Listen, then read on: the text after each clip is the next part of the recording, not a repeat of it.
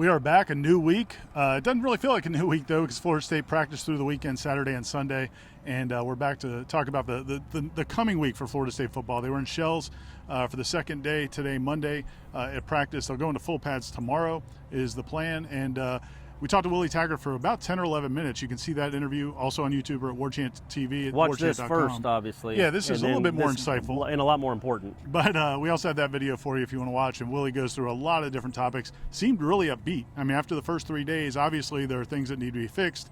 There are things he needs to see improvement from. But seemed like he's pretty encouraged by this group. Yeah, and Aslan and I were talking before we started rolling here.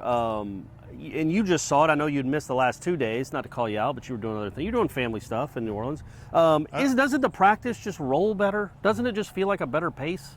Yeah, no, it does. You don't want to get too carried away with that. But no, I agree with you. I think it is. It seems a little bit more organized, a little bit more things are getting emphasized that need to be emphasized. Right. And overall, though, yeah, you could tell he is. When he was asked about some newcomers, and he did kind of the coach speak thing. He's like, well, I'm intrigued by all of them. They all look good. It'd be weird if he's like, well, except for these 4 guys that have looked terrible, like they don't play football. So I get that he's going to say he's excited, but you're right. It seems genuine. And again, I go back to the receiving core. He listed like 4 or 5 guys that have really stood out. And remember, the best one still isn't practicing yet. So again, that receiving core looks really good. And then I thought one of the more telling things he talked about was Hornibrook and Blackman, saying Blackman has control of the offense, has showed complete control of the offense. And Hornibrook, he hasn't really missed a beat, even though he wasn't here in the spring. Basically, Taggart was like, well, Blackman should have more knowledge of the offense. He was here in the spring. But Hornibrook has done a lot of work on his own and has come in here and said hadn't made many mistakes at all. Is just doing some things technique-wise they don't like. Yeah, but he did, admit that James Blackman and Jordan Travis obviously have a head start on the offense. They were here for the spring. They were here for the entire summer. Right. Alex Hornibrook came in midway through the summer. So they have a lead. I mean, he didn't deny that. But he also said, as you said, Hornibrook has a lot of maturity. He started 30-something games in college football. So you can see that reflect as well. You talk about those young receivers. He singled out, not surprising to fans, but names that a lot of fans probably haven't been thinking about lately. But those redshirt freshmen, Warren Thompson, Jordan Young, Tamarcus Adams, guys that didn't really get on the field much last season, have really caught his eye. I thought, one of the more impressive things he talked about also was Dante Lucas, the freshman offensive guard, who I guess on Sunday got some reps with the first-team offensive line. It was today as well. And he, Willie seemed very excited about him. Said he was the most physical lineman they have already as a true freshman. And also said the challenge, and I wrote about it over the weekend, about how he seems to really welcome the challenge of going up against the Marvin Wilsons and the Durdens, the 2 best linemen on the team.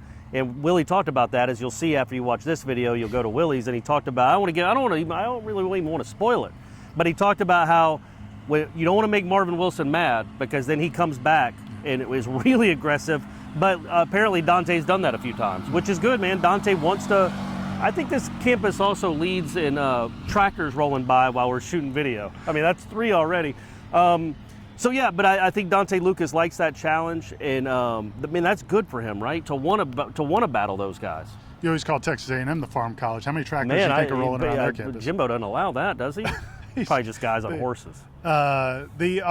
Watching defense, you watched the offense for most of practice. I watched the defense. Aslan was filming everything along with Austin, our intern, and Gene was taking photos. We got total coverage out here. at warchant.com. But defensively, look, some of those young defensive linemen really are getting some praise from Mark Snyder, defensive end, outside linebackers, and then also from Odell Higgins.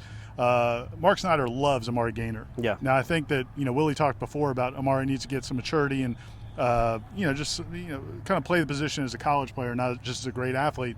But, man, watching him hit a sled, Mark Snyder was very excited about Amari Gaynor. Yeah, and he's always had that physicality. Remember last year he was tackling dudes in shells, and they're like, man, you got to calm that down. He loves to tackle, loves to be physical, but he's also long and rangy and athletic. It's not just one of those guys that's going to, between the tackles make plays. He's a guy that out in space, I think, can be a real weapon if he grows up and learns the position.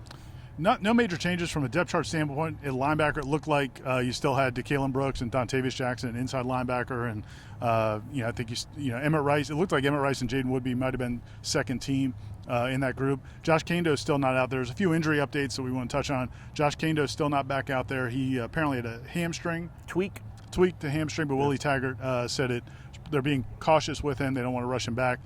He should be back soon. Also, DeMarcus Adams had an ankle. Tweak the Another ankle. tweak. Yeah. Big day of tweaks. Tweak. And he should be back pretty soon. And then the best injury update of all, I thought what he said about Tamorrion Terry was really encouraging. Yeah, said that he's like, I don't know what it is about either his healing powers or the powers here, but he did say that he thinks, he's itching to go. Like, I think they're going to be, you got to be overly cautious with him no matter what. But yeah, I mean, you wouldn't be surprised now at this point if he's out here maybe late next week, I would think, maybe, the way he talked. Yeah, originally we were thinking 2.5 weeks. Maybe it'll be next week. And he said Tamorrion watches the highlights from practice every day and gets mad when guys are making plays. He feels like he should be out there making those plays. So all in all, I think encouraging first few days of practice. They'll be in full pads tomorrow. We'll be back, of course, with full coverage at warchant.com. Stay at warchant.com throughout the day because we'll be posting more video highlights, photos, and stories. And I'm glad to be back in Tallahassee. Corey, you glad to have me back, more importantly? Yeah, man. All right, sounds good. A lot of excitement there.